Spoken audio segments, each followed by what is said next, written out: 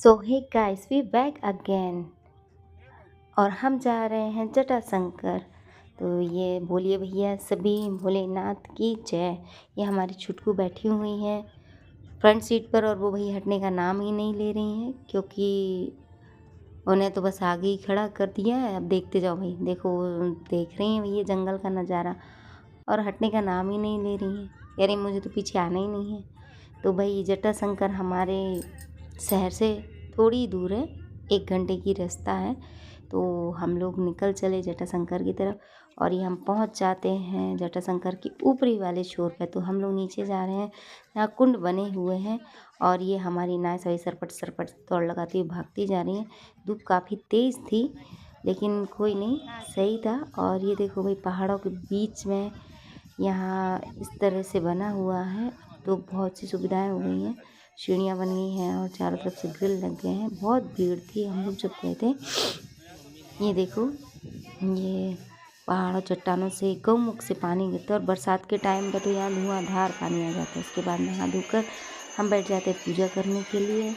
तो पंडित जी अपनी कथा स्टार्ट करते हैं और हम सभी बैठ जाते हैं अपनी पूजा करने के लिए, क्योंकि भोलेनाथ भगवान के दरबार में आए हैं तो कथा तो बनती है। और ये हमारे पैतृक पंडित जी चले आ रहे हैं। हम लोग जब भी जाते हैं तो इनसे कथा ज़रूर सुनते हैं।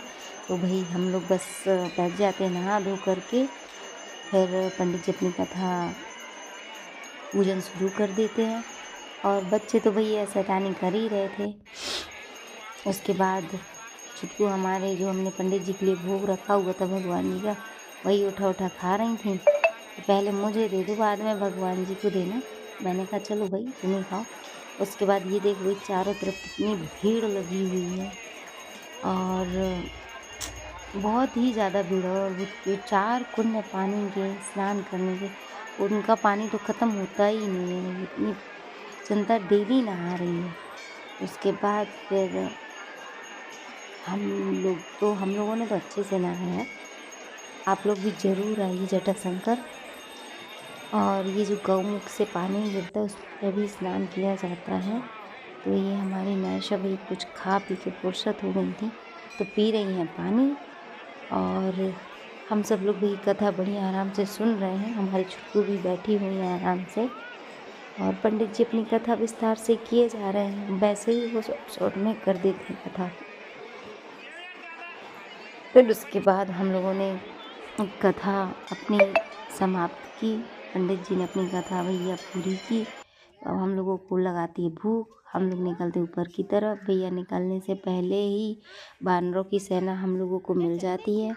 और नायशा तो इतना डर रही थी, ये मुझे जाने ही नहीं, हाथ ही नहीं छोड़ी थी। ये देखो भैया आप देख सकते हैं इतने सारे बंदर बैठे और हम लोग भी ऊपर चढ़ते चढ़ते थक चुके थे। थोड़ा सा हम लोग भी बैठ गए इन मंडली के साथ। तो देखो भैया बानर सेना बैठी तो हमने उन्हें कुछ खाना डाल दिया कि लो भाई आप भी पेट पूजन कर लो। उसके बाद फिर हम चल देते हैं आगे की तरफ, क्योंकि यहाँ बंदर ढेर सारे इकट्ठे होते जा रहे थे और हम बैठ जाते खाना खाने के लिए। तो भैया खाना खाने की खुशबू इन बंदरों को भी पहुँच जाती है और हमारी छुटकू हाथ दिखा दिखा के कह रही।